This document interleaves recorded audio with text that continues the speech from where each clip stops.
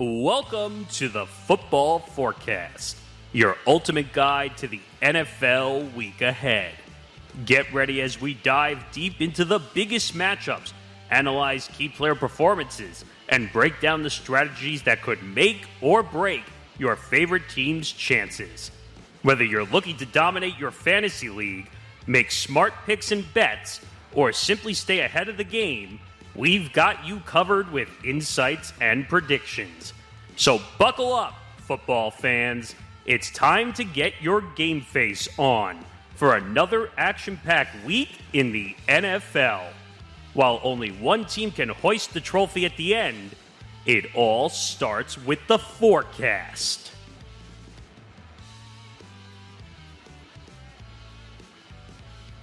Welcome to the Football Forecast here on the Empty the Bench Podcast Network. We are into week 6.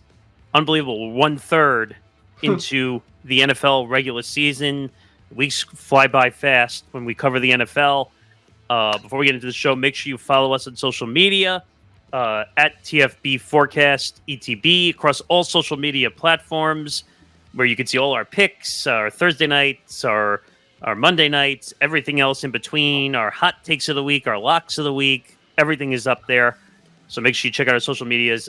Make sure you check out the Empty the Bench Podcast Network on social media at ETB Network, across all social medias, and our YouTube channel, youtube.com/ETB Network. Very close to 900 subscribers.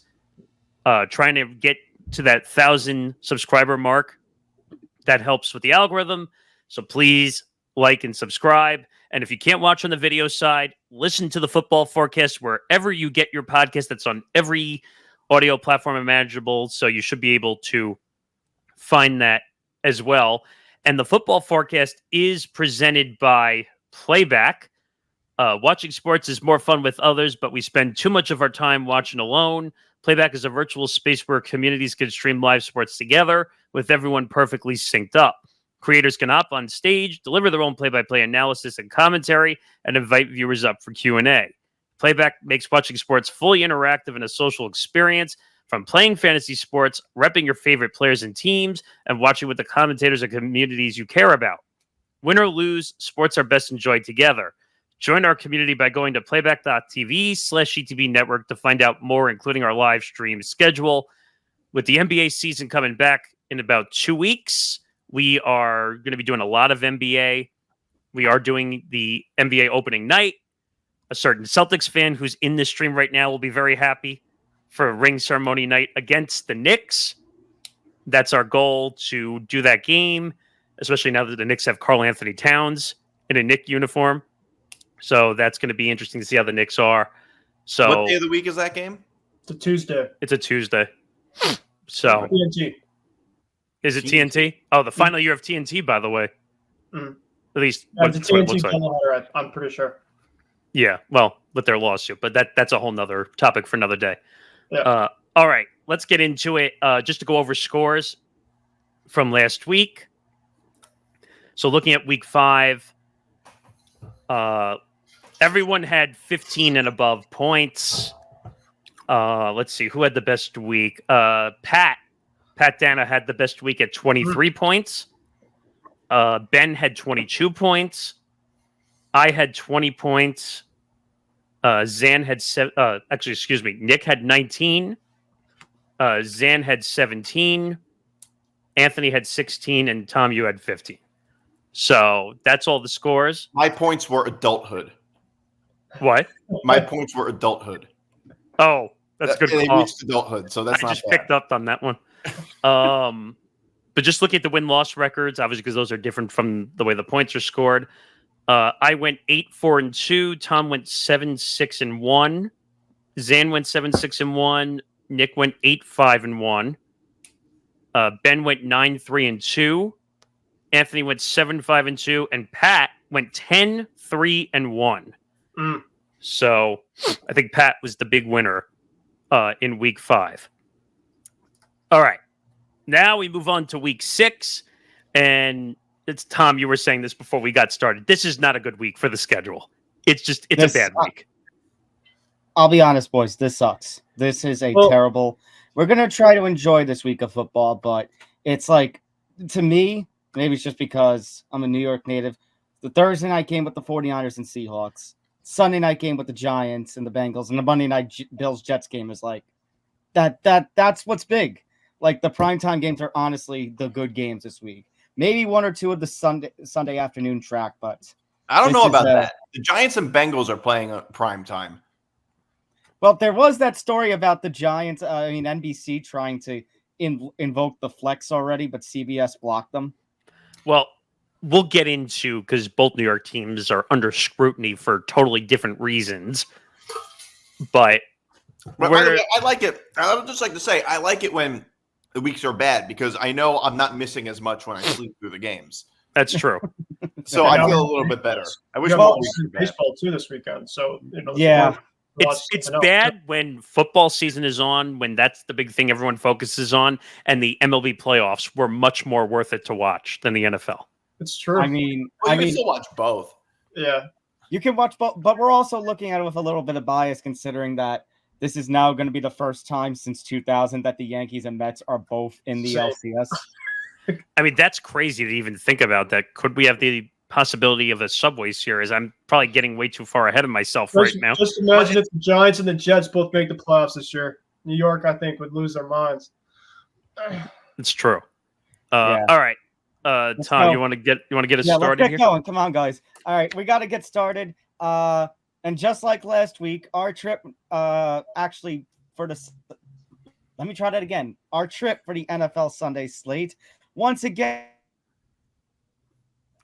Merry old England, back over to London. It's the infamous time where the Jacksonville Jaguars make London their second home as they take on the Chicago Bears, and the Chicago Bears are coming in a 1-point favorite. So this is a pick 'em, gentlemen.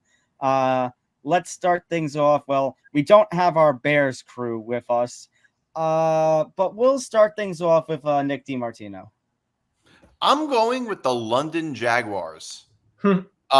For no reason other than the fact that this is basically a home game for the Jaguars.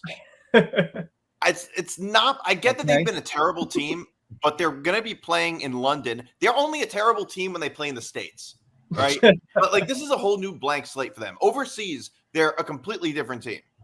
So, and I don't think the Bears are that good. I feel like they're due for a bad loss. That too. Caleb Williams has never played in London. We don't know what that's going to be like for him. It's basically in Chicago. It's going to be 8:30 in the morning. 9:30. No, in Chicago it's going to be. Oh, okay. I think we were talking about London. Chicago time. So for him, it's going to feel like 8:30 in the morning. Yeah, I mean it's breakfast in London, right? Or breakfast in Chicago, I should really say. Yeah. Anthony, go ahead. What do you think about this game? Yeah, obviously I agree a lot with what Nick said. Obviously, the Jaguars are essentially the home team. I do feel like the Bears are, due for a loss. They've obviously won back-to-back games. Got to give them credit. Obviously, defensively, they've been one of the best defenses in all of football this year. Caleb Williams has definitely played better over the last couple of weeks. The receivers that they've had that they brought in are starting to finally click with Caleb Williams. But, Jacksonville, I think Jacksonville is going to win another game. Honestly, I think the last 2 weeks, Jacksonville has played really good football. They played really, really tight with Houston, and then they won last week. I think two players have really, really emerged for the Jacksonville Jaguars. One being Tank Bigsby. He's pretty much kind of taken over that backfield. And then you got Brian Thomas Jr., the rookie receiver from LSU. I'm a little upset because I wanted my Buffalo Bills to get him so bad in the draft. But he's proven how great of a receiver he is. He can take the top over the defense. So I'm going to go with the Jacksonville Jaguars to win as well. All right, so I'm looking at this game. I mean, I don't want to call the Bears necessarily crappy, but at the same time, I mean, it's what I've called them the last couple of weeks. They're still a defense special teams team to me. Caleb Williams still developing. I know the Jaguars got the win last week against the Colts, but they nearly could have blown that game.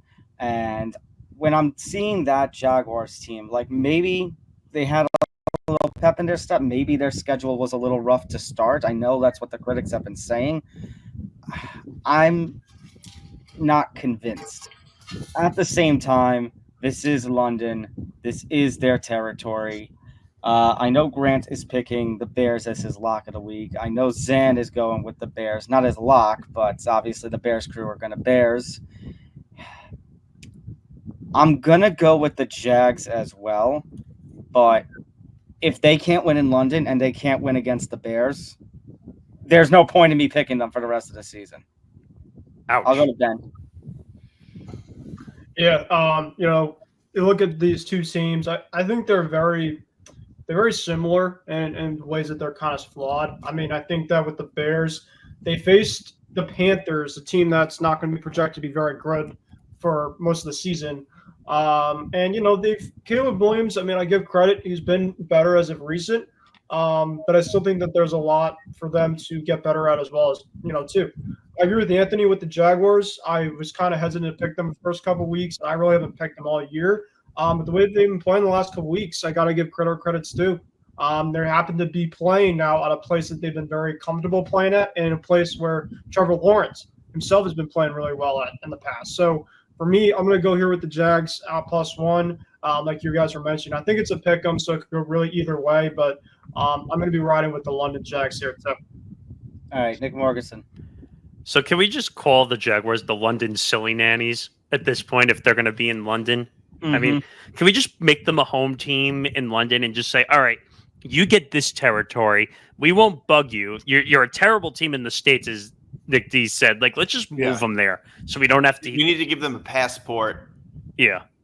So yeah, I mean, honestly, even though like British people are not football fans like Americans, I still think in London they might be able to support that team better than they do in Jacksonville. No, It's it's probably the true. most populated NFL team out there for all we know. You're probably right. I mean, but the way I look at this game is like the Bears are the better team on paper, but obviously, you know what we say when In reality, too. In reality, but In I'm just reality. saying, you know what they say when a team is better on paper, that means absolutely nothing.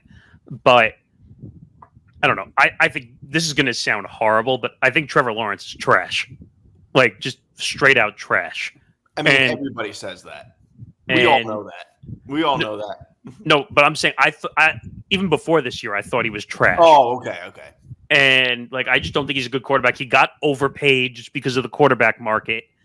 And now I think the Jaguars, I think, Nick, you said this before too, that the Jaguars are probably regretting that contract in every way, shape, or form. Yeah, it's the second most regrettable contract out there. So I'm leaning Bears. I'm not confident about it, but it's a 1-point spread. What the hell? Take the money. I don't think I feel confident anyways. I don't know how you can feel confident considering this game a 1-point spread and these two teams having the disappointments that they do. Now let's get into the actual afternoon slate, beginning with Green Bay playing at home, 5.5-point favorite against the Cardinals. Ben Cruz, let's start off with you. Yeah, I actually kind of low-key like this game. I think the Cardinals, for most of this season, have been playing really tough all year. I agree with Nick DiMartino. I don't know a reason why people kind of discredit the Cardinals being a really bad team. I just think that they play in a division overall that's pretty tough. Seattle and the 49ers obviously always play each other tough, and the Cardinals play them tough as well. I mean, they went into San Francisco for all we know, and they just came back from a double-digit lead, and they won that game. So I don't think they really fear a lot of teams. However, with the Packers, with Jordan Love and that overall running game, and them being a really good home team for most of their time as a franchise, I'm going with the Packers here to cover the -5.5 here. I think the Cardinals are going to give them a really good fight, but I think the Packers are going to win by probably around a touchdown here. Take the money. Anthony. Yeah, I'm going to go with the Packers as well to win and cover. I think Jordan Love is starting to be much improved. Like I said, it took him a couple weeks to get fully healthy. He's definitely improving. Jaden Reed, the receiver, he's emerging as probably one of the better receivers in the entire National Football League this year. The Cardinals, you got to give them credit. They were able to have a good comeback win against the 49ers last week. Showed a lot of grit and toughness. Kyler Murray was making all kinds of plays to help win that game. But I just don't think on the road that they'll be able to beat this Packers team. I do think that this Packers team is probably going to be one of the better teams in the entire NFC. Just like Nick Morganson predicted preseason how good this Packers team would be. I think the Packers will continue that, and the Packers will win and cover. All right, speaking of Nick Morganson, Yeah, I'm leaning on the Packers too. I mean, the Cardinals have shown some spirit here and there in certain games. They played really well in the game against the Bills, and if it wasn't for a non-pass interference call, that could have gone a different way. I'm not saying they would have won, but it would have been a different game. But I think the Packers are great when Jordan Love is not injured. Keyword. They also had that issue with LaFleur and who was it, Stobes, off the field that got suspended for a game. So there's some issues there, but I just think the Packers are a better offensive team, and I think that's what's going to give them the cover in this game. So Packers cover. Nick DiMartino. All right, I'm going with the Cardinals. Look, like I said before, everybody's like so down on the Cardinals. People are talking about them like they're like this terrible team. They're not a bad team at all. I think they're certainly above average, and would be most likely a playoff team if they played in the AFC. Their schedule is just has been difficult lately. The only somewhat easy game they played was against the Rams, and they killed them. I mean, if you look at the Cardinals' schedule, their losses were against the Bills, the Lions, the Commanders, and the 49ers. This is the second easiest game that they're going to be playing this year. The Cardinals beat them. Cardinals beat who? The Niners. I know. I'm saying that. I'm sorry. I meant to say when you look at their schedule, they played those 14. That's what I meant to say. That's right. Their schedule. So their schedule has been very difficult. The only somewhat easy team they played was the Rams, and they killed them. So the Packers are a good team, but their schedule has been much easier. They like two of their wins were against the Colts and the Titans. So I'm not that high on the Packers. I like the Packers to win outright, but I do like the Cardinals to cover. Interesting. And to your credit, Nick DiMartino, they absolutely have been playing great football. Packers, I think, are going to be Packers are a very tough team. You know, I kind of also said that the Packers would also be in that mix. I think I took them as a wild card, like the top wild card, but not to win the division. I still had the Lions in that regard. Jordan Love is back. Obviously, there are going to be the concerns, as Nick Morganson mentioned, when it comes to that injury and continue to play through. Obviously, Romeo Doubs had the whole controversy last week, but now he's back and he'll get passes thrown to him. But I have to give credit where credit is due. You know, I was one of those who was down on the Cardinals, and here they are beating the 49ers and playing competitive football, being in there with the Bills, competing with the best of the best teams. Even if they don't finish with the best record, as Nick DiMartino is saying, they're playing a really tough schedule. So they've made a believer out of me to the point where I'll go with Nick DiMartino. I'll go thumbs middle. All right. Packers win, but the Cardinals will cover. Which is the most important part, the covering. I'm an AFC fan. I don't care what goes on the NFC. We have our first fast track of the afternoon. It's going to be the Colts taking on the Titans at home. Titans a 3.5-point favorite. Look, I ate a lot of crap last week with picking the Colts as my lock. But you know what? Under Joe Flacco, the offense still played tremendously. And now they're getting Anthony Richardson back. And, you know, say what you will about the Titans being a 3-point favorite in this game. I still like crapping on the Titans here, like Will Levis loves his mayo. So you know what? As much as the Colts burned me last time, I'm not going to pick them as my lock, but I am going to go to upset city again. I'm going to pick the Colts in this one. Wow. Anthony. Yeah, I don't really like the Titans at all. I understand that they do play good defense and they have played competitive football, but you know I think I've seen that Will Levis is probably going to be the starting quarterback, and I'm not going to trust Will Levis. I do think the Colts with Joe Flacco, I feel like Joe Flacco gives them a better chance to win. I know Anthony Richardson's got to be the guy. You know, you drafted him high in the draft, you have to play him. But, you know, Joe Flacco really opens up this passing game. You see the emergence of Alex Pierce and the downfield passing for this team, and really makes the team tough to stop, you know, particularly if you add in the running attack and the running backs they have.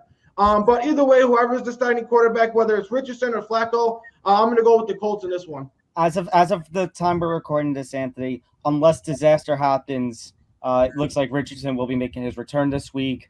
Pittman says he's going to play through his through his Why are they injuries. putting him back in? Wait a He's minute. I thought he terrible. was on the IR. No, reports are no. Tom's right. He's going to try to play through this injury. Yeah, this is Pittman saying he wants to play through the injury. Wow. Okay, that's stupid, but okay. Let's go to Ben. Yeah, I don't really like this game for either side, to be honest. I mean, the Colts just lost last week to a winless Jags team, despite the fact that Jags were kind of fighting for their lives last week. We were kind of talking about that last week. But the Titans, to me, they're just very up and down. You just don't really know what type of team you're going to get. And most of the weeks than not, they're not a great team to bet on. So in that case, I'm going to go with the Joe Flacco wave. I picked the Colts. I feel like I've been picking the Colts a lot this year, but I picked them last week. It bit me in the ass. I'm going to try it one more time. Don't let me down, Indy, and don't let me down, Joe Flacco. So I'm going with the Colts here at +3. All right, Nick Morganson. Yeah, I'm leaning the same way. Excuse me. I have the Colts beating the Titans. As much as the Pittman injury And Jonathan Taylor. and Jonathan Taylor's out too, which is another issue that I totally didn't take into account. This is one of those games where I say this every week. This is the degenerate gamblers game, I like to call it, where if they need action, like in the worst way, just like they're going to put this game last, but they'll bet on it. So I don't like either side. I hate Will Levis. He's been terrible. I think he's going to be out of the league maybe after this year, the way he's playing. So I'm taking the Colts, but I have no sympathy or any way to lean in this game. But I'm taking the Colts out of pure luck. All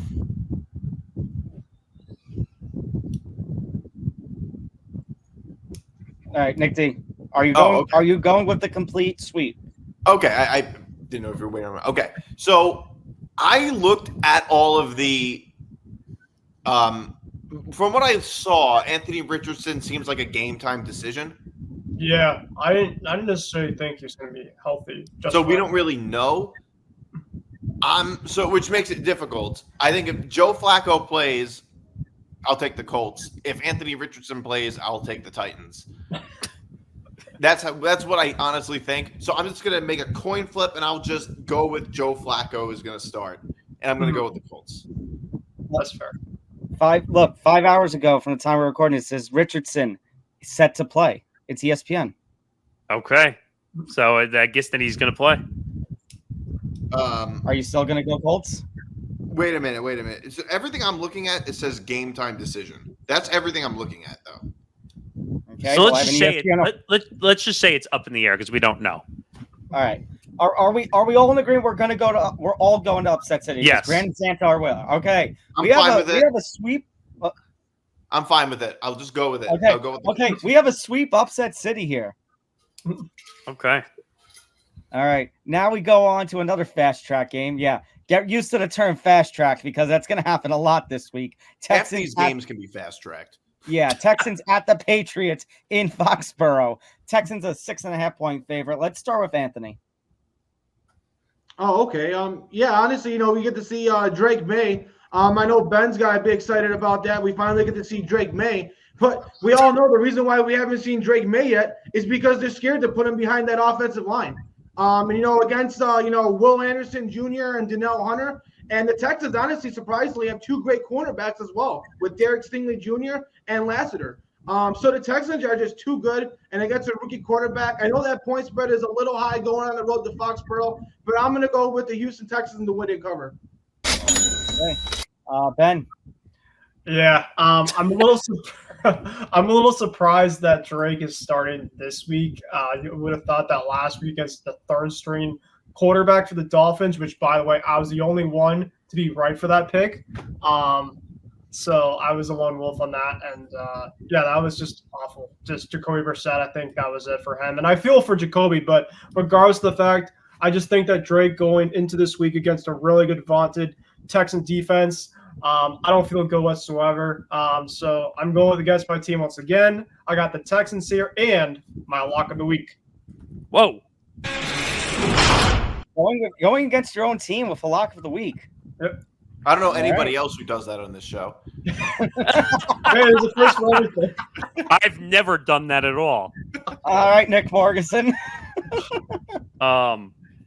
I mean, I'm definitely taking the Texans. They're a much better team. I mean, I feel bad that Drake May is about to get thrown into the Lions' den against the Texans' defensive line. But He'll do well, but it's an awful situation. it's a bad situation. He's going to be pressured all day long, get eaten up like big time. I just feel it. There is some question marks on the offensive end for the Texans with Nico Collins now being officially on the IR for 4 games.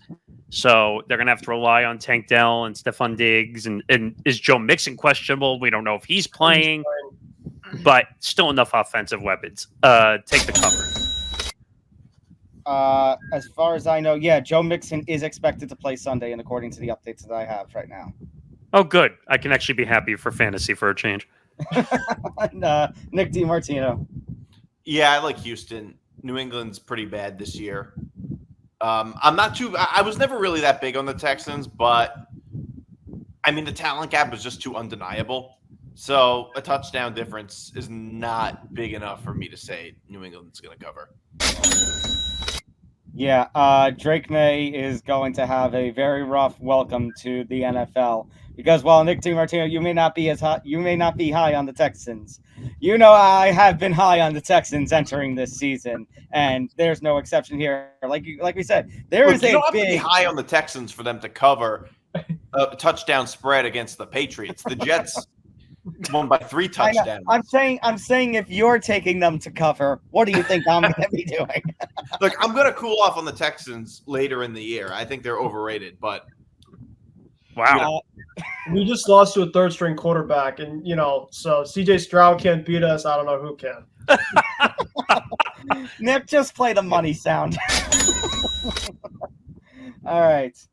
Bucks and the Saints. We're going divisional now, down to New Orleans. The Buccaneers a 3.5-point favorite. Huge news in that Derek Carr is hurt. So we've got Spencer Rattler at the helm for New Orleans. Well, I should have started with you, Ben, last game. So you know what? I'll make up to you. Here you go with this one.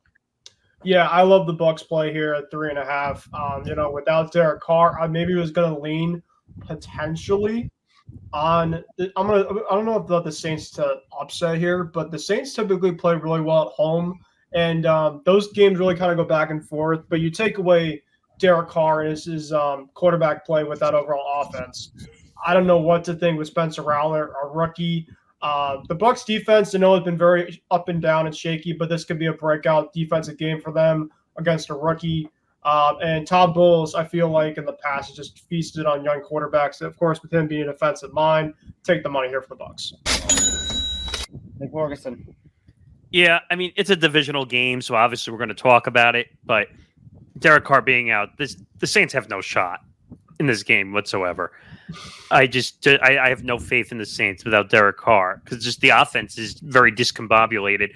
I know they have Alvin Kamara. He's looked great early on, but you need a quarterback that has the experience. You're not beating the Bucks. I mean, like Ben said, there's been peaks and valleys in the Bucks defense, and that's part of the reason why they're not higher up than where they are. But I'm going to take the Bucks to cover on the road. Nick D. Yeah, the Bucks have been a little better than expected. They're coming off a tough loss. They probably should have beaten the Falcons, and the Falcons are good this year. And the Saints, they're on their backup quarterback. Probably, I mean, we don't know much about him, but he could be like a third string on a lot of teams. Without Derek Carr, they're just not the same team.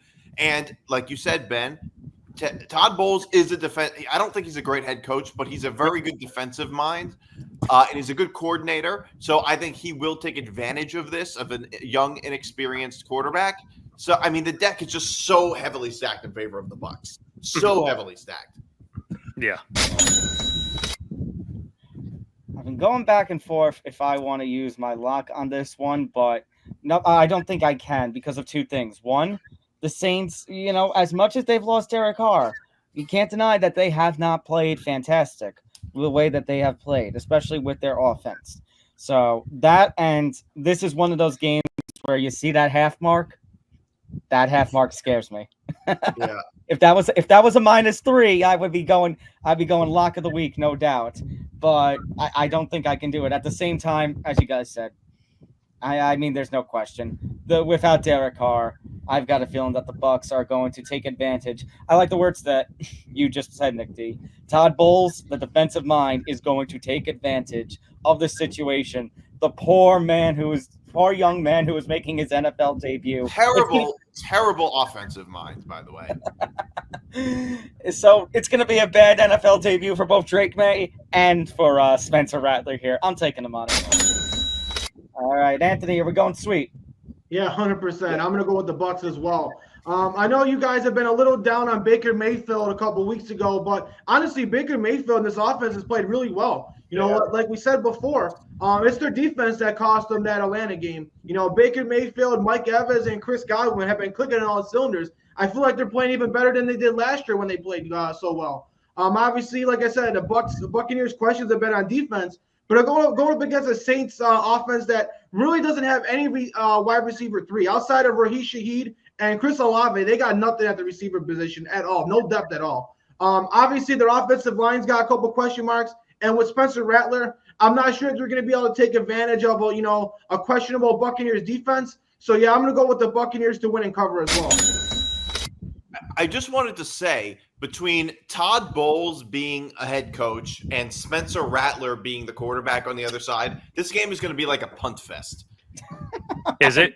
There's going to be so much punting in this game. Well, or you mean... No, seriously, punting. There's going to be a lot of punting. So instead of Todd Bowles is known for punting. He's notorious for it. So instead of the red zone, we're going to have the punt zone. Yeah, pretty much. Sounds about right. All right. Guess what, boys? Another fast track. Oy. Browns and the Eagles. And we have a near double-digit spread. It's our biggest of the week. The Eagles are a 9.5-point favorite at home in the city of brotherly love. Nick Morgeson, start us off here. Can I just say the Browns are like really bad? They're trash. They're garbage. I can't stand Deshaun Watson. Deshaun Watson got another lawsuit against him, which they settled apparently outside of court. Never ends with this guy, does it? It never ends with this guy. And of course, the NFL comes out and says we're not going to suspend him again for any of this nonsense, which I didn't expect, by the way. But I mean, you would think the Eagles would cover this, even though the line is big. 10 points is a lot when you're picking spreads, but the Browns are just so bad, like so bad. And like if I had to pick one thing to lean on, maybe it's the Browns defense is the one thing if I had to pick something to lean on. But Deshaun Watson looked awful last week. So I guess I'm taking the money, but it's a big line.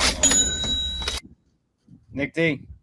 Yeah, I mean, I don't love it because everything you said about the Browns is correct. The only thing is, I think Deshaun Watson might be worse at home than he is on the road. Agreed. The Browns, they're worse at home, which I guess says, I don't know if that says a lot about Browns fans or if, Deshaun Watson is afraid he might get spooked by a masseuse in the crowd or something. Oh, Jesus. That could be it. But so I do like the Eagles to cover 10.5, but it's entirely a referendum on the 9.5. 9.5. I meant to say whatever, 9.5, 9.5, 10.5, whatever. 10 points. They probably cover it all at points. this point. 2 scores. I like the Eagles to cover 2 scores. I don't love the Eagles this year, but it's just that the Browns are so bad that I can't really draw any other conclusion other than that. Because the Browns, they never fail to amaze me every week. That's a good point.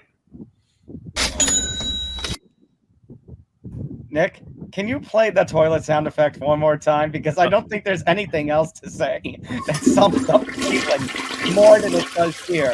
And that's no disrespect to their defense, because their defense is fantastic. But Deshaun Watson is doo-doo. Nick Chubb, I mean, when's he ever going to come back at this point? Never at this rate. It's sad to see. It's sad to see, but that's the state of Cleveland football right now. Meanwhile, Philadelphia, they're getting AJ Brown back, Devonta Smith. So their weapons are at full force here. Yeah, I don't like the 9.5 as well. I don't like the big lines. Nick Morgeson, you and I have both talked about that. We don't like the big lines, but this is a big line I'm going to trust here, so I'll take the money. Anthony. Yeah, I really hate this point spread. It makes this game really tough to pick.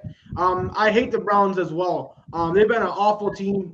They're definitely in the conversation, and even though they did beat the Jacksonville Jaguars, you could definitely make a legitimate argument they may be the worst team right now in the National Football League.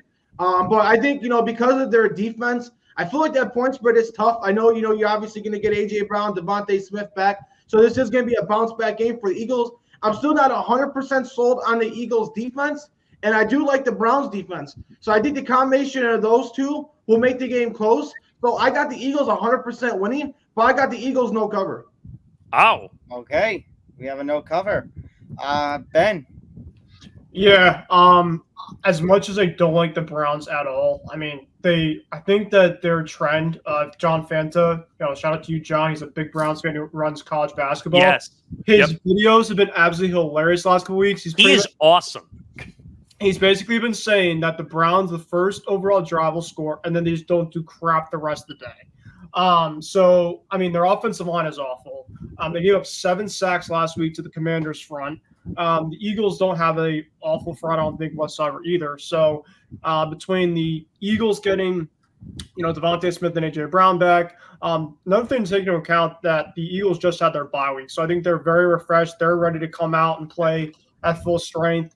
So as much as I hate this line, and typically when it's double scores that you want to pretty much go the opposite route, I'm going to go with the cover here for the Eagles. I think that they're going to be able to cover this. I think barely, by like 10-ish. But yeah, definitely they're wanting to take the money. By the way, I just want to say one thing, because I was thinking about, how you get one of those lousy T-shirts where they say, like, you did this, this, and this thing, and all I got was this lousy T-shirt? Yeah. That's what I'm thinking about with the Cleveland Browns owners, where they said, oh, we negotiated. We gave Deshaun Watson $300 million guaranteed, and all I got was this lousy T-shirt. Basically, at this point, that's what it is.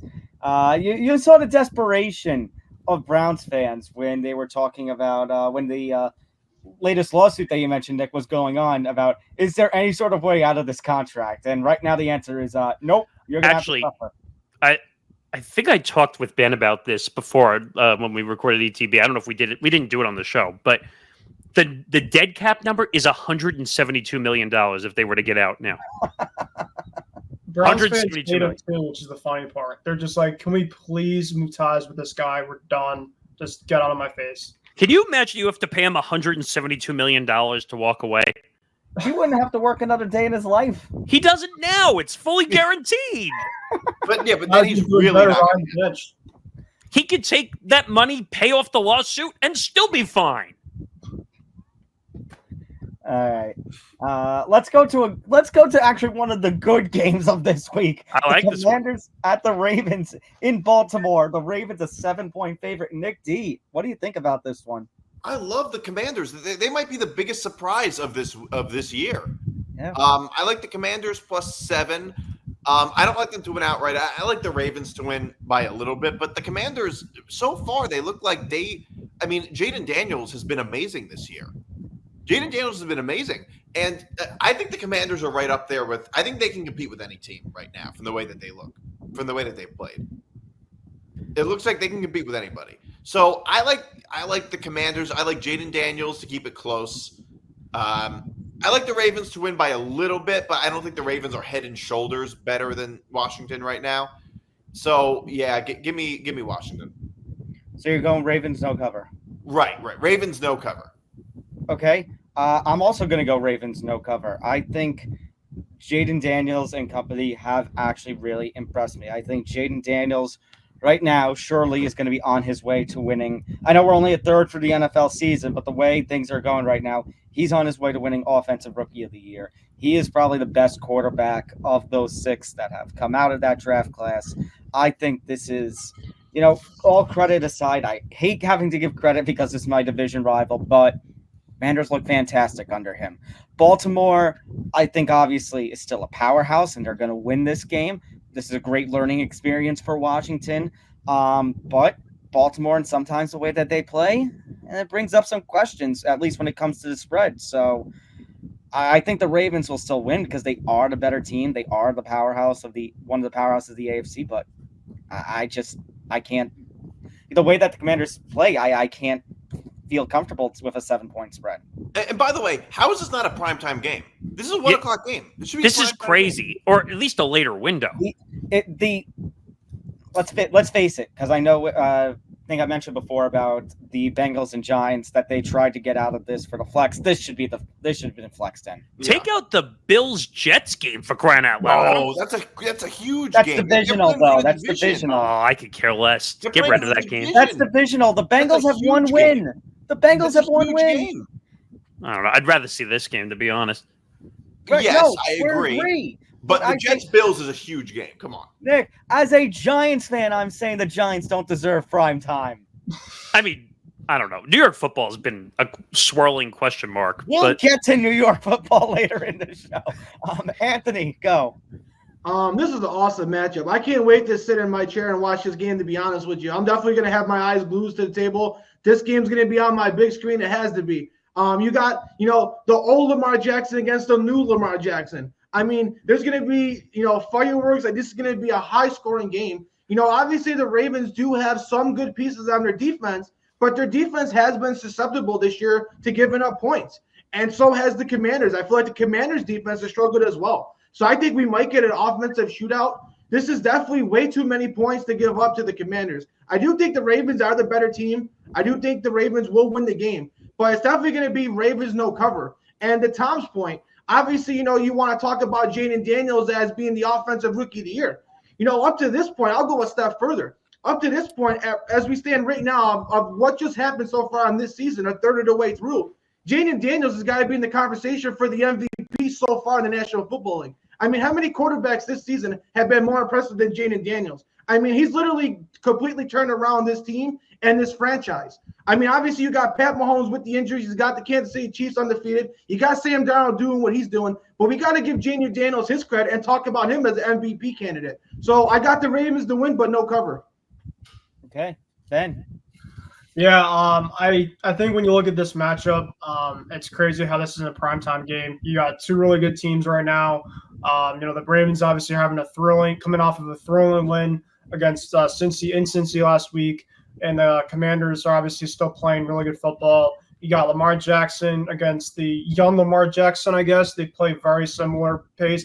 I do think that right now Jaden Daniels feels like going to be more of an accurate version of him. Maybe down the road, I don't know. We'll have to see. That's just kind of my overall outlook right now. The Ravens obviously gave up a ton of defensive points last week. And kind of something to me with the Commanders, they've been scoring a ton of points. I know that obviously that, Jaden in that offense, they've been clicking on all cylinders. So I'm going to go against you guys. I'm going to actually pick the Commanders and have them win outright here. I have them going upset here. I really just like this play for the Commanders. I haven't been picking them a lot this year, but against the Ravens, and the Ravens obviously are a very good team, I'm going to go with the Commanders here on an upset.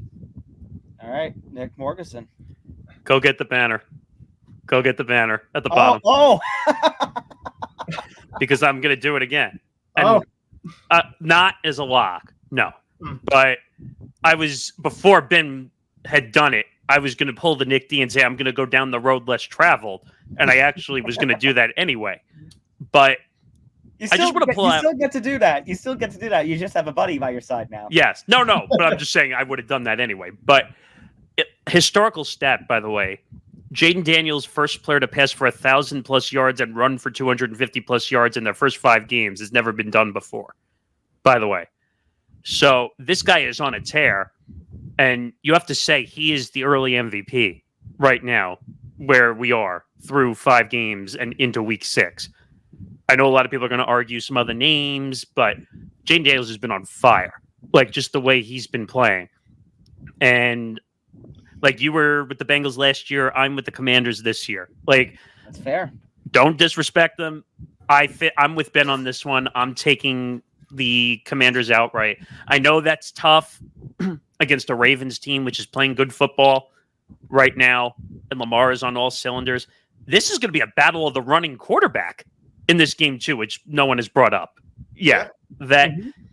I mean, you might see more rushing yards out of the quarterback combined than anybody else on the field whatsoever, which is a rare feat. You don't see that ever. You're going to have defenses having to protect against the quarterback, which that's insane. And I think it's going to be high scoring shootout. But give me the Commanders +7 and outright to win. Baltimore is going to turn into Scramble City on Sunday. Like the alliteration that I just pulled there out of thin air. Let's go to a couple of fast tracks. Over to Mile High, the Broncos playing host to the Chargers. The Chargers -3 favorite. Justin Herbert is good to go for this Sunday, supposedly. Look, I know the Broncos managed to do something that Nick Morganson absolutely was flipping happy about, and that is beat the New York Jets. But look, I was skeptical about the Chargers coming into this season, but I think they've managed to at least tread water, hold their own with under Harbaugh's reign, even with a lack of weapons compared to last season. And the Broncos they're the Broncos. They haven't impressed me. I'll take the money on this one. Give me Chargers on the road as -3. Anthony. Yeah, I think the Chargers bounce back and win and cover as well. Obviously, they had that emotional close loss with a hurt Justin Herbert against the Chiefs. I think they bounce back. I do want to give the Broncos credit. Obviously, I shouted out how good their defense was playing. Guys like Pat Surtain, Zach Allen, Riley Moss. They've been really good defensively. But last week, I think Bo Nix had his best game so far as a pro. He was really accurate, making smart decisions with the football. So obviously, Bo Nix and the Sean Payton offense is starting to finally, play good as well. But I think the Chargers are just too much with Jim Harbaugh right now, and now Justin Herbert starting to try and get back on track and being healthy. So I'm gonna go with the Chargers to win and cover. Ben. Yeah, I'm riding with the Broncos here. I really just the way that the defense has been the last several weeks, and I think that they win because of that. Denver, to keep in mind, is a very good team at home, and the Chargers. I think another thing about them, I just don't believe with them this year. Offensively, just the amount of weapons that they have, it's very up and down. And yeah, I think Bo Nix has been playing better football as of late. Pat Surtain has been absolutely incredible. He had a massive pick 6 last week. Yeah, I mean, I don't think the Broncos are going to be a playoff team per se, but I think that they're just playing really good football at the right time. So I'm going to have them at +3. Okay. Oh, wait, Ben, you said you were riding with the Broncos? I am. You actually say that right? I'm going to save that music, though. There's something later. Nick Morganson. This is not, again, I don't think this is a great game by any standard. No. I know Herbert's back. I think Bose is questionable, actually, for this game, so we don't know if he's going to be playing. So that could be a factor in this game. I'm still mad about the Broncos beating the Jets. Like that's gonna. I'm gonna be as angry about that all year.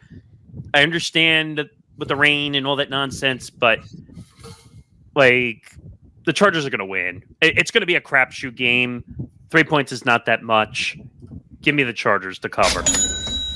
Nick. Oh, I love the Chargers.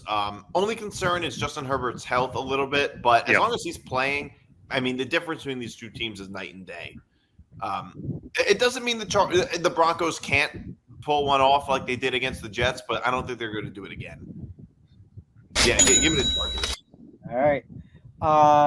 Just a note, interestingly, we're heading into the final 5 games to discuss, and only Ben has pulled off a lock so far, so it's going to be very interesting to see how many of us pick whatever games that we've got left. All of our locks have lost?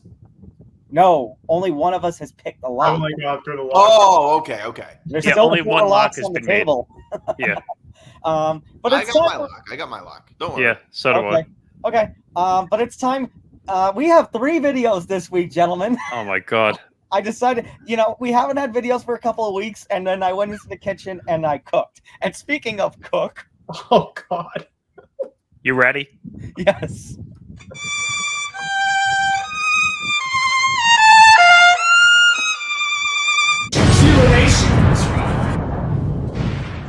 Yes. Oh my god. Russell Wilson has returned, and he's still going to be on the bench. Wow. Justin Fields still at the helm as the Steelers head over to Las Vegas to take on those Raiders. The Steelers a 3.5-point favorite. Quarterback switch. Aiden O'Connell now at the helm in Vegas. Anthony, what do you think about this crap show? Yeah, I'm not touching the Raiders. I'm going with the Steelers. I don't care who the quarterback is. TJ Watt and Cam Hayward in that Steelers defense is not losing to Aiden O'Connell or Gardner Minshew. I don't care if it's on the road or I don't care if it's in Pittsburgh. So I'll make this one quick. I'm going to go with Pittsburgh to winning cover. Ben.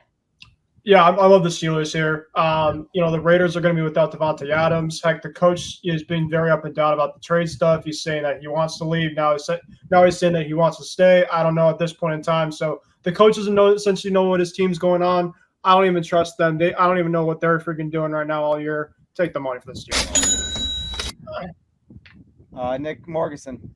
I mean, I would be more in favor of taking a bet that Antonio Pierce is going to make a mistake on social media before Devontae Adams plays on the field at this point, but that's just me. Yeah, this is obvious. Steelers take the cover.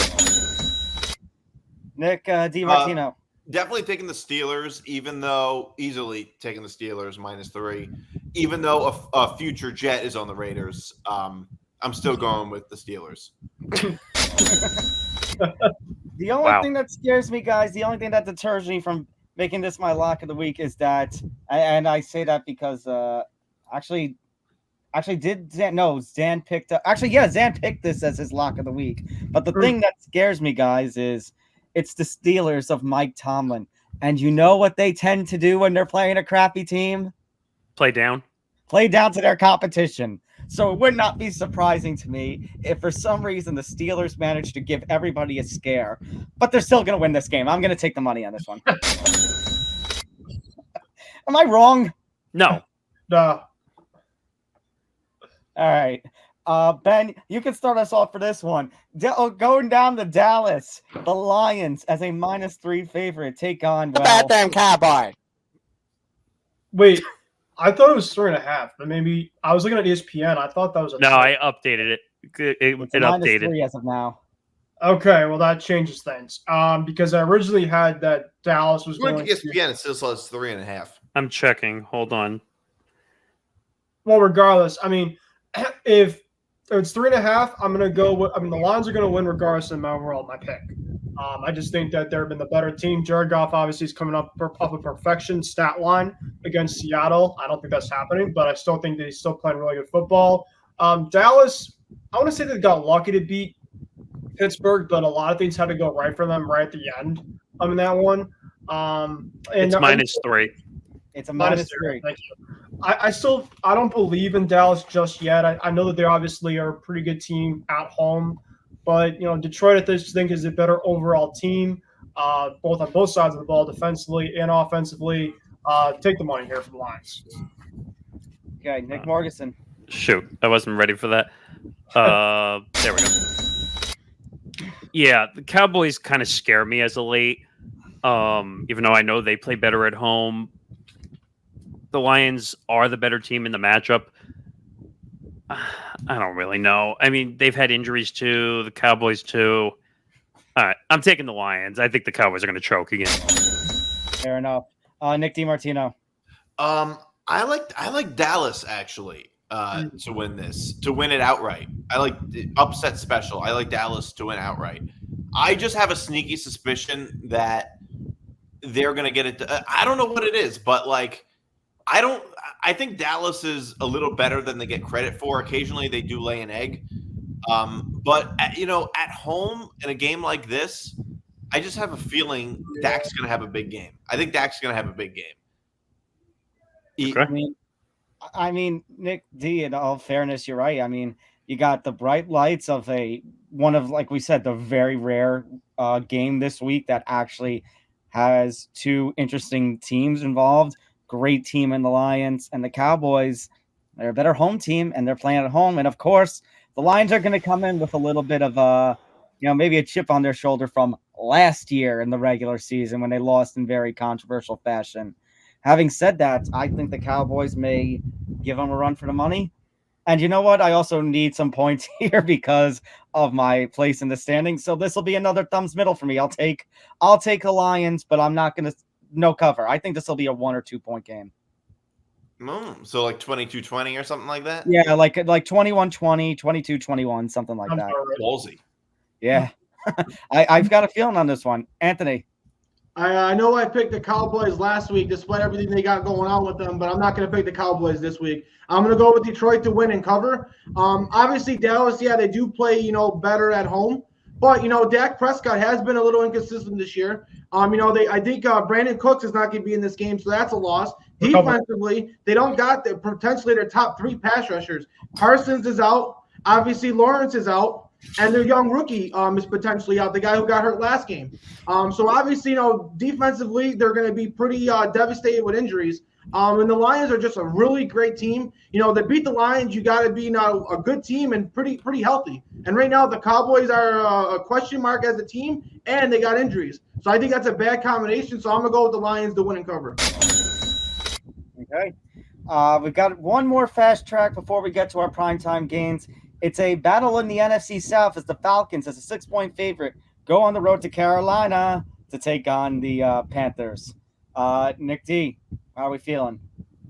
Love the Falcons, and this is my lock of the week. I was going to say something about it. I think that was going to be a lock.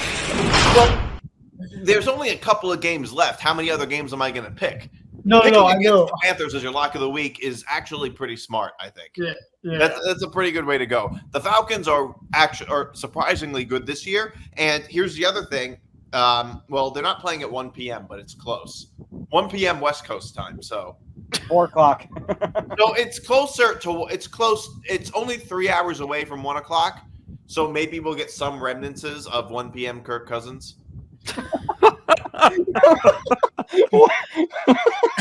That's interesting, logical reasoning. The Panthers are just so terrible. The Falcons are very good this year. I think the Falcons are very good. So I mean, and the Panthers are terrible. Falcons are very good. The Panthers are terrible. The Panthers can barely score. But you know what? I'm desperate. I need a lock to hit, and a -6 line, I don't know, does that for me. Having said that, I'll still go with the Falcons. I'll take the money on them. Anthony. Yeah, I know Nick D was talking about primetime Kirk Cousins, but primetime Kirk Cousins just threw for 500 yards. So no, I'm talking about 1 p.m. Kirk Cousins. There's a difference? There's a difference? No, primetime Kirk Cousins is known for being bad. 1 p.m. is known for being like a Hall of Famer. Okay. But Kirk Cousins, honestly, he had that bad game against Pittsburgh, but I said that I think their offense was going to start clicking, and once their offense starts clicking, they're going to be a tough team to beat. I'm really still not sold on the Falcons' defense, but you're going up against the Carolina Panthers who can't do anything right. Andy Dalton had that good first game. Ever since then, he's pretty much regressed down to the means. So I picked Atlanta to win the division for a reason. I think they're starting to click. I'm going to go with Kirk Cousins and the Falcons to win and cover as well. All right, Ben Cruz. Yeah, if only that Drake May wasn't going to be obviously getting mauled this weekend, this was probably going to be my lock of the week. But yeah, I'm going with the Falcons here. I like Anthony mentioned, the Panthers with Andy Dalton, that first week was fun while it lasted. He's a backup for a reason at this point in time. His career is getting older. Atlanta's defense, I think, is a little bit better than I think what we give credit for. Jesse Bates, their secondary, I really like a lot. And the biggest thing, too, about the Falcons, they really haven't gotten B.J. Robinson kind of clicking yet. And I think that once he kind of starts getting clicking, they could really get into another gear dynamically, offensively. So, Kirk just threw for 500 yards. I don't think that's happened once again, but I do think he has a really big game in this one. Give me the money for the Falcons. Rick Morganson. Falcons. Not even a question. And I'm the biggest Kirk Cousins hater in this room, to be quite honest. Yeah, the Panthers are going to get destroyed. Like, they had a good run. Obviously, they beat the Bengals, which I was able to – or did they beat the Bengals? No. Yeah. No, they covered, right? Raiders. They beat the Raiders. Or Raiders, whoever they beat. I can't remember at this point. But, yeah, the Panthers had a run. They did what they did, and now they're sunk. Like, all the energy fell out. Yeah, Falcons cover. All right. Onwards to Sunday Night Football at MetLife. Back-to-back nights of primetime football at MetLife Stadium. New York sports, gentlemen, is going to be a madhouse between Sunday and Monday, with the Giants and Jets both in primetime, the Yankees and Mets in primetime playing in the League Championship Series, respectively. This should be fun, but let's kick off the football action with Sunday Night Football. The Giants playing host to the Bengals, the one-win Bengals, who are 3.5-point favorites. look, if the Bengals and they're getting healthy, and they are getting healthy, they have Chase now, they have Higgins now. If they cannot beat the lowly New York Giants, and I say lowly despite the fact that the Giants and the 49ers have the same record somehow, if they cannot beat the Giants, there's no hope for this Cincinnati team. There is no hope. None.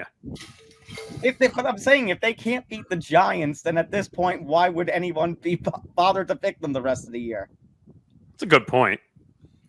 I know the Giants have played great defense. We still have some questions, though, about the offense. Devin Singletary, is he still questionable at this point? Yeah, I think so. I know Tracy played well. No Malik Neighbors.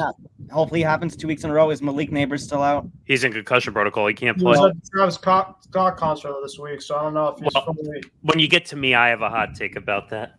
Oh, no. Yeah, no. I'm going to go take the money, but this is some of my old expression, prove me right. Yes. Prove to me, Bengals, that you're still capable of winning. Because if you don't win this game, there's going to be a lot of hell and fury coming your way. Well, you're already up Schitt's Creek without a paddle. You'll be completely up Schitt's Creek without a paddle if you lose to the Giants.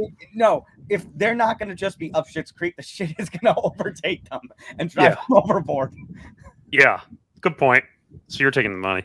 Yeah, I'll take the money here. Anthony. Yeah, I'm sorry, Tom. What did you say earlier? You're wondering where all the locks of the week were, right? Well, get the sound ready because I got a lock right here. I'm going with the Bengals as my lock of the week. Before I say why I'm picking the Bengals, I do want to give the Giants credit. I know there's a lot of reasons, and it's easy to pick on Daniel Jones. But I've been one of the few people that have said Daniel Jones has not been that bad this year. And without Malik Neighbors and without Devin Singletary, he had another decent game against the Seahawks. I know the Seahawks got question marks as well. But Daniel Jones has played pretty good football. I mean, he played good enough to win a lot of these games that they lost. They should have won against the Cowboys, and he played good enough to win that game. And if they would have had a kicker, they probably would have beat the Commanders as well. And we're talking about a completely different season for the New York Giants.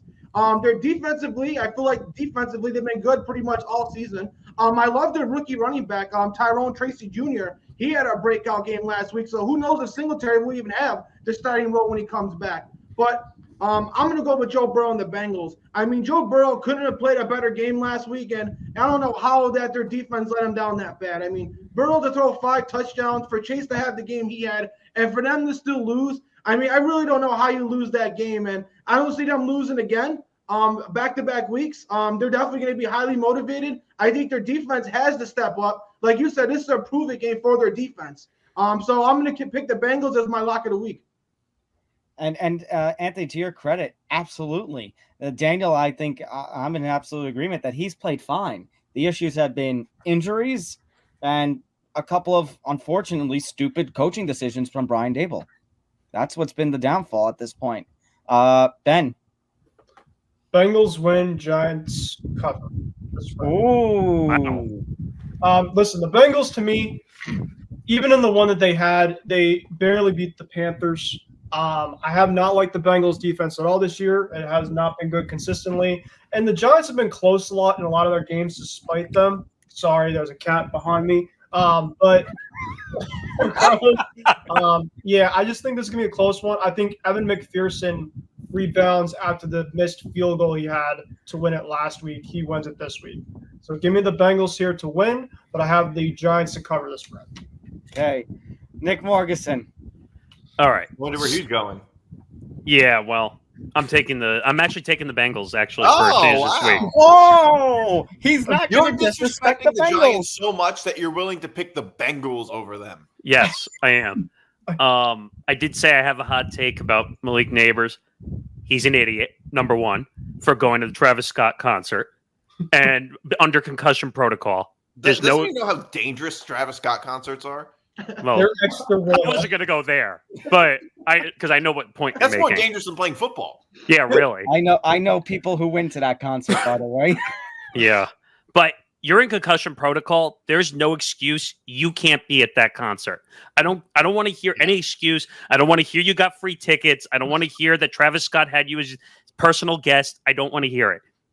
Big mistake going to that concert. And in my opinion, he should be suspended for a game for doing it.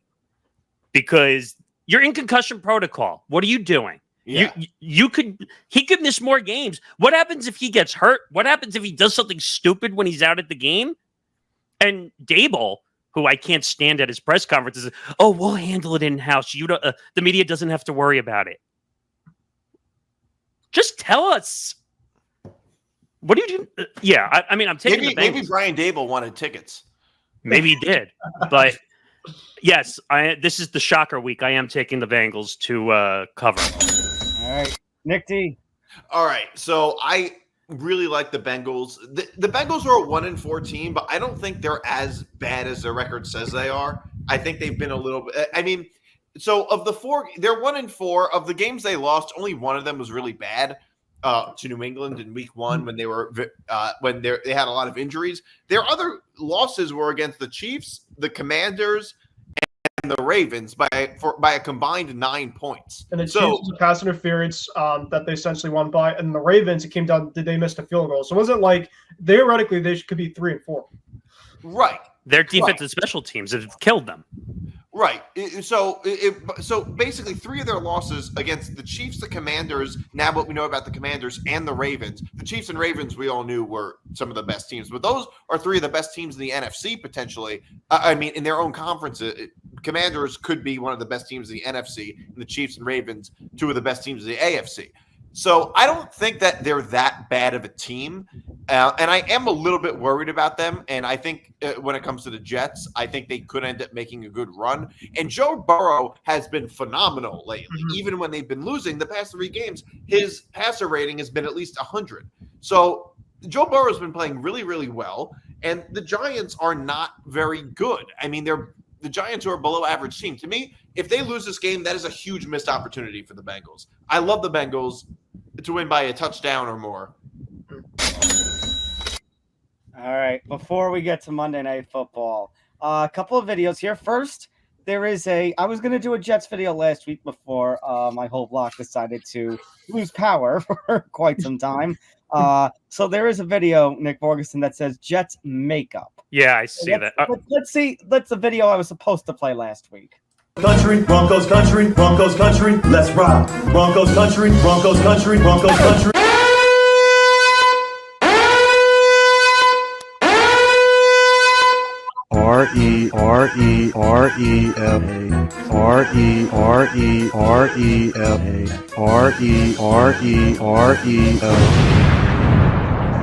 Wow.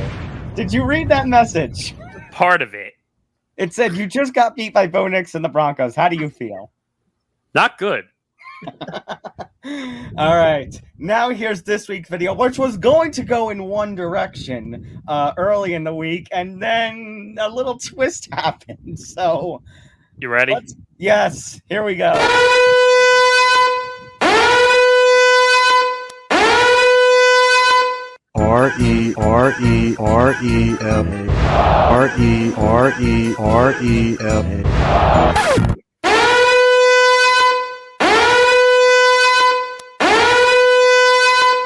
And goodbye. You're fired. Had enough chances, you nincompoop. You're fired. I'm afraid you've left me no choice. You are terminated. You're fired. You're fired. Your negligence has damaged this company's reputation. You're fired. You're fired. You're fired!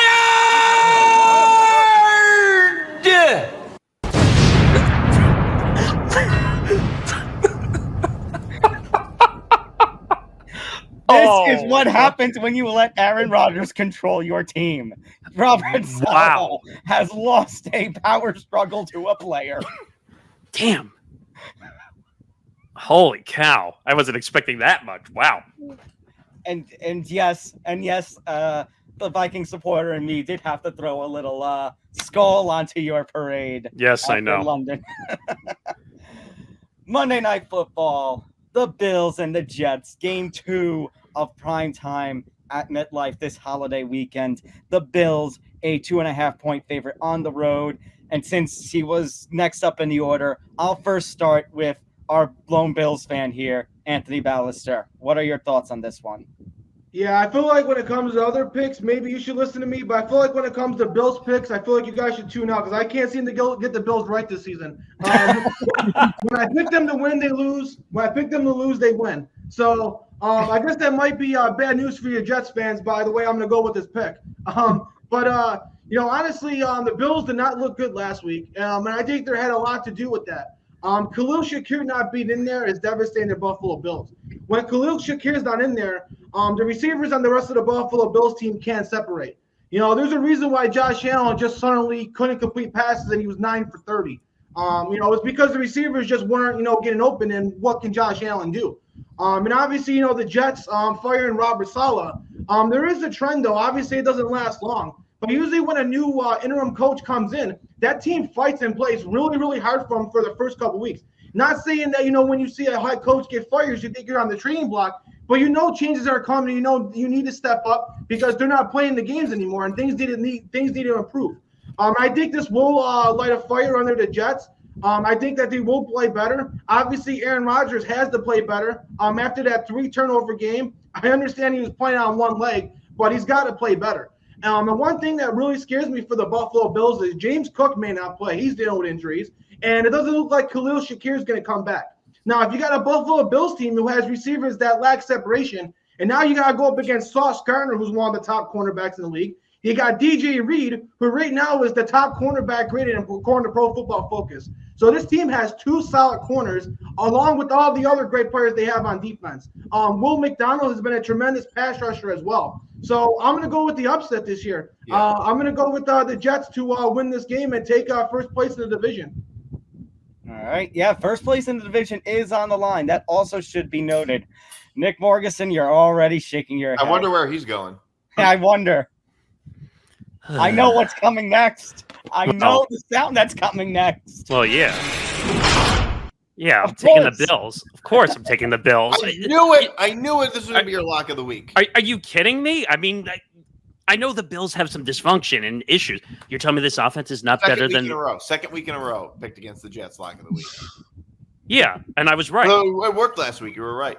So even though I hear what Anthony's saying, there was some dysfunctional issues when it came to the offense. The defense had some struggles, but the Jets offense looks lost and dysfunctional.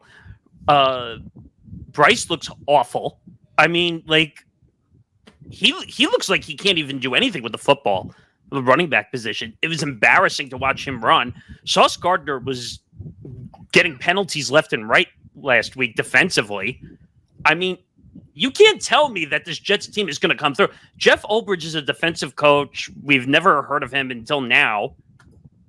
And the whole Robert Saleh mess, Aaron Rodgers being in Powers is not a good situation either, because Aaron feels like he runs the franchise, even though Woody Johnson is the one supposedly who made the firing, even though Aaron has vehemently denied the allegation that he's gotten Robert Saleh fired, which I don't believe. I think that's the biggest liar.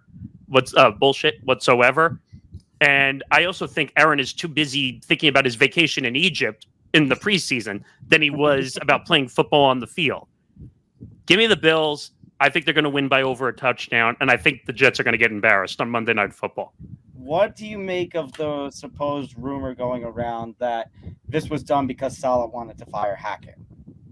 Well, that couldn't be the reason, because Hackett ended up getting demoted anyway. Yeah, Hackett got demoted. And first of all, with Saleh being fired, Hackett should have followed him out the door, because he's the one that's really the issue here. And Aaron probably saved his job, so that's why he only got demoted and not fired. Possibly. Well, look, I don't know. First of all, I'm glad Robert Saleh is fired. He had to get fired. Thank God. He's a terrible, terrible head coach. That's why I picked that sound of one of those sound effects. That's why I picked the one about chances and bringing Shane to the organization. I mean, yes, he had Zach Wilson as a quarterback, so I can't fault him on that. But what was his record? Like 10-30 something? It was 20 and 36. 20 and 36. 20 and 30 something. 20 and 36. I mean, that's not good. And getting a start of 2-3 with Aaron Rodgers, your quarterback, it can't happen. And I wish Aaron would stop talking to Pat McAfee and his show, stop talking to the media, and play football. That's all I ask. Stop and just I don't have a focus. problem with that. Quarterbacks do that all the time. No, I mean, but I don't have a problem with him talking to the media. I mean, Tom Brady, for years, for instance, has gone on WEEI every Monday morning. Yeah, but Tom Brady let his football do the talking on the field, so he was allowed to do what he wanted. Aaron Rodgers has not lost to the freaking Broncos. Okay, but the point I'm making is that, like, quarterbacks, whether they're starting quarterbacks, whether they're good or bad, go do media once a week all the time. Like, yeah, but the problem is Rodgers makes headlines for the wrong reasons, too. Right. That's true, but I don't have an issue with him going on McAfee. That's the point I'm making. All right, Nick D, what do you want to do? I actually like the Jets. Partly because I'm going to be there, and last time I was there, you're the good luck charm. I was at the game Aaron Rodgers got injured in. Oh yeah, that's right. Forgot about that. Are you sure he's a good luck charm? And the Jets came back and won, so I think it's different when I'm there as opposed to when I'm watching at home. So when he gets hurt again because you're at the game, what are you going to say then? Well, if that happens, I will never go to another Jet game again. It's over for me in that case. Also, firing Robert Saleh. I think the Jets have a new, fresh start. The Bills right now are very injured, as Anthony said. They're not in a very good situation. The Bills are not in a very good place right now. They just lost 2 games in a row. And the Jets tend to play the Bills pretty good. They do tend to play the Bills tough, even though the Bills are a better team. That's why I'm taking the Jets. They just tend to play the Bills pretty well. All right, Ben. That is not a lie. That is 100% true. They do tend to play them well. They're close games. Ben, we skipped over Ben because obviously you three are the fans here, but let's go to Ben. I'm picking the Jets to win out right here. I'm doing it because of the matchup, like Nick was mentioning. They always play against the defense against Josh Allen. Even when Stephon Diggs was there, they always play like that Bills offense really well for some odd reason. The defensive scheme that they play, I know obviously Robert Saleh's not there anymore, so it kind of gives me the Antonio Pierce vibes of last year where they had to kind of move on from a guy like Josh McDaniels, which pretty much was kind of like dead weight in a way. And you kind of bring like kind of the new weight in, and maybe that kind of brings a little bit more of energy there. And, you know, when me and Nick Morganson were talking this week about in terms of the overall fire for Saleh, I said, well, maybe this might help Aaron Rodgers maybe kind of get back to having a good game as well, because who knows if they were seen eye to eye, at least from kind of the early part of the season. So I think between all of that specifically, with the Jets beating the Bills last year on Monday Night Football as well, I think that the Jets continue their overall wave here, and I'm picking them to win. But that was a different team last year. Right, but I'm saying it by matchups too. Like they always play the Bills really well, and obviously They last do play year the Bills tough. They tend to play the Bills. They tough. do. Regardless of who the coach is recently for the Jets, it just always seems like they play a certain style of play against the Bills, especially if James Cook is out and, you know, some of their guys are out too. I'm even picking them even more than ever because, you know, the Bills, at least for the last couple of weeks, have been facing pretty good defenses. They just had a really hard time to move the football. So, yeah, I mean, the main style of play that the Jets play against other teams is commit a bunch of penalties. Yeah. It's a good call, like right Sauce Gardner. By the way, I think Sauce Gardner is so overrated. I agree. Totally. He's so overrated. DJ Reed has been better. Yeah. You're right that they definitely play the Bills tough, and the Bills are kind of banged up. Though the Bills, Anthony, hopefully you remember their names. Ray Davis, and they do have Ty Johnson, who can step up in James Cook's place. Is it going to be a solid replacement for James Cook? Probably not. But when opportunity strikes, you never know what they're going to develop. We just talked about Tyrone Tracy just before and what can happen. They definitely do play tough, and the Jets defense has been very prone to penalties of late, in spite of that fact. Also giving up the third down. They're good at doing that. That's another issue. They don't stop. Like they always give it up when they least need it. The Jets can definitely give the Bills a run for their money. At the same time, you know, when this kind of situation happens, and I think even a couple of people, I think even Zan had mentioned at one point, it's either going to go very, very good or it's going to go very, very bad for the Jets at this point. There's no two ways about it. Well, everything with the Jets feels like that. There's no middle ground. But that's the thing. I don't think there is any middle ground. Well, with no, this the kind of fans move. feel like there's no middle ground. There is a lot of middle ground. Every game has a lot of middle ground. There's some good and some bad, but we only see like everything feels amazing or horrible. Well, Jet fans are a very bipolar fan base. That might be a good point. It is a good point. It is true. But at the same time, you think about all that this team has invested with Aaron Rodgers as the quarterback. Mid is not going to be good enough. Well, all the trade capital and stuff they had to put in to get him. I mean, what's not going to be good enough? Mid is not going to be good enough. I think you said Nid. I was like, who's Nid? No.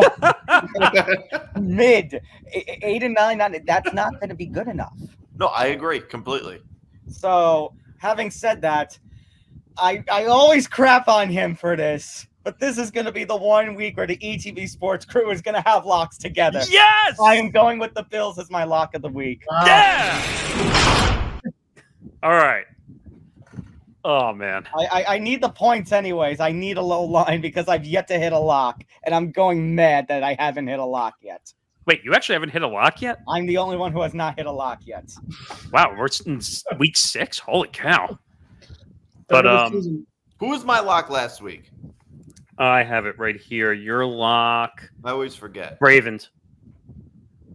All right.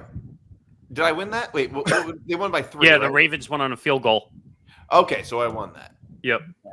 All right. Time for us to get out of here. Make sure you follow us across social media at TFB Forecast ETB.